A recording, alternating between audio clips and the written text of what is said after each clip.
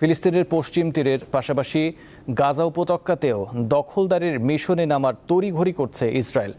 জাতীয় নির্বাচনের আগে কেন অবৈধ বসতি স্থাপনে এই ছক কষছে নেতানিয়াহু প্রশাসন, বিস্তারিত তুলে ধরছেন তৌহিদুর রহমান। 27 অক্টোবর ইসরায়েলের জাতীয় নির্বাচন। ঠিক এর আগ মুহূর্তে ফিলিস্তিনি ভূখণ্ডে আগ্রাসী দখলদারিত্বের থাবা বসাতে নতুন করে ছক কষছে নেতানিয়াহু প্রশাসন।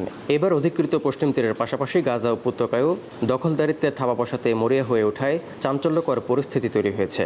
পশ্চিম তীর এবং গাজায় 3টি অবৈধ বসতি স্থাপনে ইতিমধ্যে $40 কোটি বরাদ্দের ঘোষণা দিয়েছে প্রতিরক্ষামন্ত্রী ইসরায়েল কাটজ ও অর্থমন্ত্রী বেচালেল।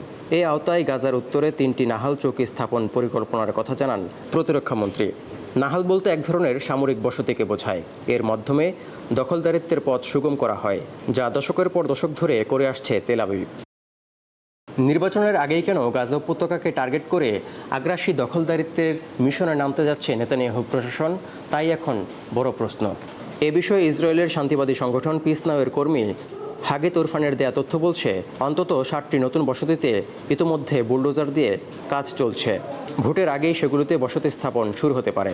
এর মধ্য দিয়ে নির্বাচনের আগে নেতানিয়াহু সরকার এমন বাস্তবতা তৈরি করতে চাইছে, যাতে ভবিষ্যতে কোনো সরকার চাইলেও দখলদারিত্ব থেকে সরে আসতে না পারে। দখলদারিত্বের লক্ষ্যে 1950-এর দশকে প্রথম নাহাল বসতি গড়ে তোলে ইসরায়েল।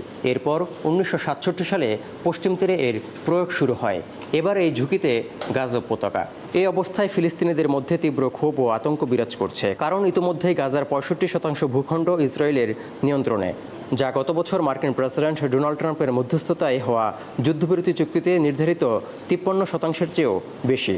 এর মধ্যে গাজায় 3টি অবৈধ বসতি স্থাপনের খবরে বিশ্বজুড়ে সমালোচনার ঝড় বইছে।